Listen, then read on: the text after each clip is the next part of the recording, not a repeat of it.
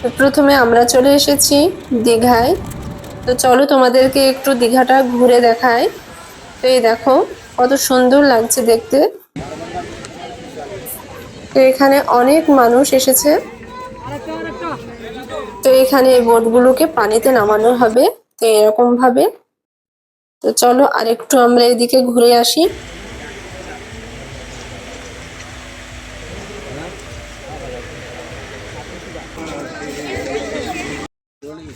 তো এদিকে দেখো অনেক রকমের দোকান আছে। তো এখানে অনেক কিছুই পাওয়া যায়, বাচ্চাদের খেলনা থেকে শুরু করে। আব্দুল্লাহর ফ্যানটা খুব পছন্দ হয়েছে, তো এই ফ্যানটাও নিয়েছে। এই ফ্যানটা পেয়ে তো খুবই খুশি।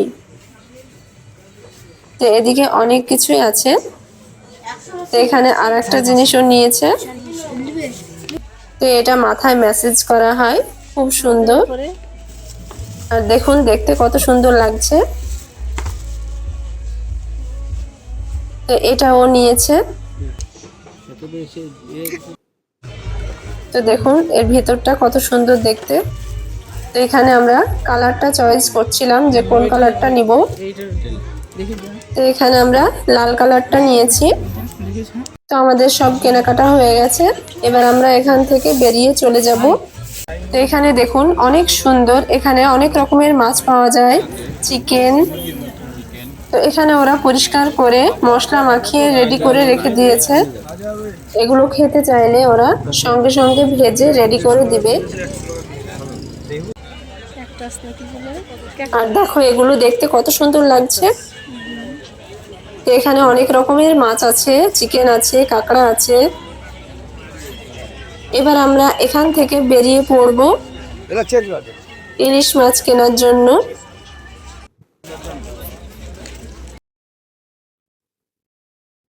তো এবার আমরা রওনা দিলাম ইলিশ মাছ কেনার জন্য। তো এখানে আমরা চলে এসেছি। তো দেখো কত সুন্দর ইলিশ মাছ। তো এখানে অনেক রকমের মাছ আছে। তো এই দেখো চিংড়ি, ইলিশ, কাঁকড়া। তো এখানে আরো অনেক রকমের মাছ আছে। তোমরা কি এই মাছগুলোর নাম জানো? জানলে অবশ্যই কমেন্টে জানাবে।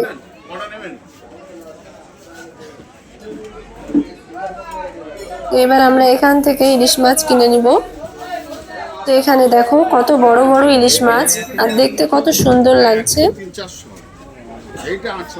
এই মাছগুলোর এক একটা ওজন 2 থেকে 2.5 কেজি মতো হবে। তো এখান থেকে আমরা এই মাছটা কিনে নিলাম। তো মাছটা কিনে এবার আমরা বাড়ির দিকে রওনা দিব। তো আমরা মাছটা নিয়ে চলে এসেছি। তো এই দেখো এবার আমি ভালো করে মাছটাকে কেটে ধুয়ে পরিষ্কার করে নিব। তো মাছটাকে আমি এইরকম সাইজ করে কেটে নিয়েছি। তো এই দেখো, তো একটু মোটা করে কেটে নিয়েছি।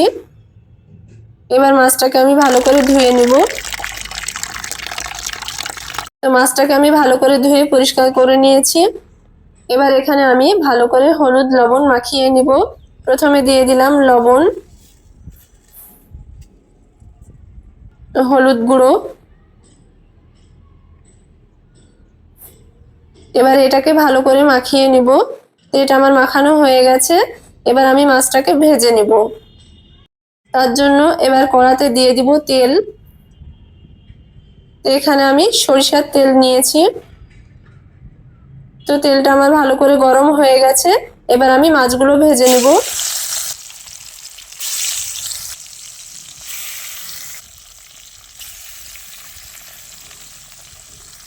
তো এখানে আমি কিছু চেরা কাঁচা লঙ্কা দিয়ে দিব। তো মাছটাকে আমি ভালো করে উল্টে পাল্টে ভেজে নিব। তো এক পিঠ ভাজা হয়ে গেলে মাছটাকে এবার আমি উল্টে দিব। আর মাছটাকে খুব বেশি ভাজার দরকার নেই, হালকা করে ভেজে নিলেই হবে।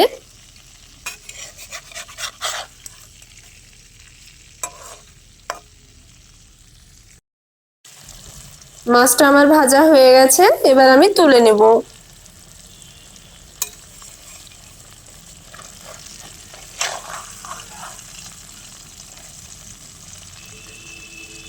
তো বাকি মাছগুলো আমি একই রকম ভাবে ভেজে নেব।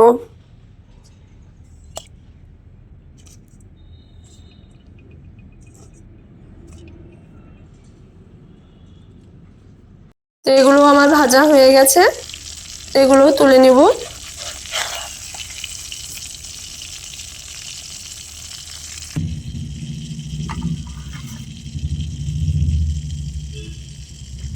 এবার আমি এখানে দিয়ে দিব জিরে আর পেঁয়াজ বাটা। তো এটা আমি একসঙ্গে বেটে নিয়েছি, এটা 3 চামচ মতো দিয়ে দিলাম। এবার আমি মশলাটাকে ভালো করে কষে নেব। তো মশলাটা আমার ভালো করে কষানো হয়ে গেছে। এবার এখানে আমি দিয়ে দিব সরিষা বাটা। তো এখানে আমি 2 চামচ মতো দিয়েছি। তো এটা মশলাটা কষানোর পরেই দিতে হবে, তাহলে স্বাদটা খুব ভালো আসবে। এখানে আমি দিয়ে দিলাম চেরা কাঁচা লঙ্কা। তো ঝালটা আপনারা আপনাদের মতো করে দিবেন। তো সরিষা বাটাটা দেওয়ার পর এটা খুব বেশি কষানোর দরকার নেই, একটু নাড়াচাড়া করে এটাতে পানি দিয়ে দিতে হবে। মশলাটা এবার একটু ভালো করে মিশিয়ে নিব। এবার এখানে দিয়ে দিব ভেজে রাখা মাছগুলো। তো দেখলেন তো কত সহজে আর কম মশলায় এই ইলিশ মাছটা রান্না করে দেখিয়েছি। তা আপনারা একবার এইভাবে বাড়িতে রান্না করে দেখবেন, খেতে দারুণ লাগে। এবার আমি একটু এটাকে ফুটিয়ে নেব। তো এটা আমার রান্না হয়ে গেছে, এবার আমি এটাকে নামিয়ে নেব।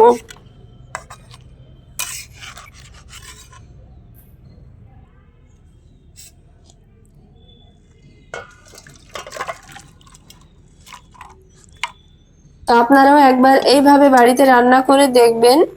তো এটা দেখতে যতটা লোভনীয়, খেতেও দারুণ লাগে। দুপুর বেলায় ভাতের সঙ্গে ইলিশ মাছের এইরকম একটা রেসিপি পেলে ভাতের সঙ্গে আর কিছুই লাগবে না। আপনারাও একবার এইভাবে বাড়িতে রান্না করে দেখবেন। ভিডিওটি আপনাদের ভালো লেগে থাকলে সাবস্ক্রাইব করে পাশে থাকবেন।